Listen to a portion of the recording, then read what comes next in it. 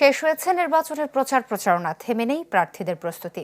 এ নিয়ে আরো বিস্তারিত জানাতে আমাদের সাথে যোগ দিচ্ছেন সহকর্মী জুবায়ের মঞ্জুর।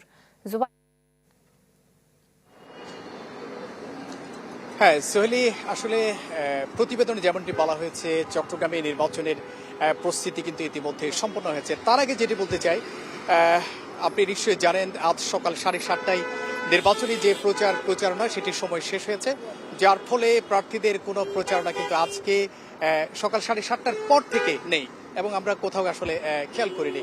মূলত প্রার্থীরা তাদের যে কর্মপন্থা পরবর্তী সেগুলো তারা আসলে সেটিতেই মনোযোগ দিয়েছেন এবং সেটি তারা মূলত করছেন।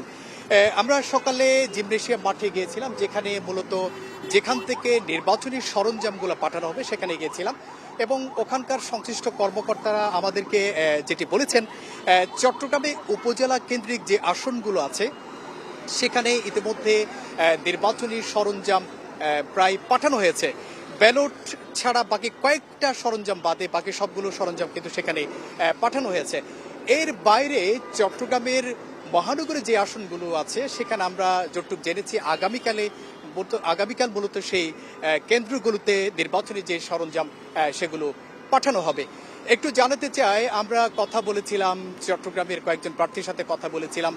চট্টগ্রাম 10 আসনে বিএনপি মনোনীত প্রার্থী সাইদ আল নোমানের সাথে কথা বলেছিলাম। তিনি যেটি বলেছেন, তিনি যেতে প্রত্যাশা করছেন নির্বাচন কমিশনের কাছে, যাতে ভোটের দিন পক্ষপাত কোন আচরণ নির্বাচন কমিশনের কোনো কর্মকর্তা না করেন সে প্রত্যাশা তিনি করেছেন।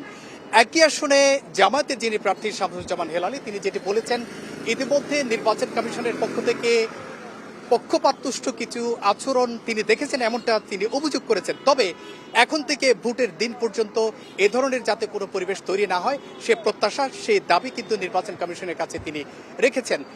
সব মিলে একটা কথা বলে শেষ করতে চাই, ভোটাররা যেটি চাচ্ছেন এই নির্বাচনে কোনো ধরনের সংঘাত যাতে না হয়, সহিংসতা যাতে না হয়, নির্বিঘ্নে যাতে ভোটাররা ভোট দিতে পারেন সে প্রত্যাশা তারা কিন্তু করছেন। তো সব মিলিয়ে নির্বাচনের সার্বিক প্রস্তুতি নিয়ে দর্শক, নির্বাচনের প্রচার প্রচারণা শেষে প্রার্থীদের প্রস্তুতি নিয়ে বিস্তারিত জানাচ্ছিলেন সহকর্মী জুবায়ের মঞ্জুর।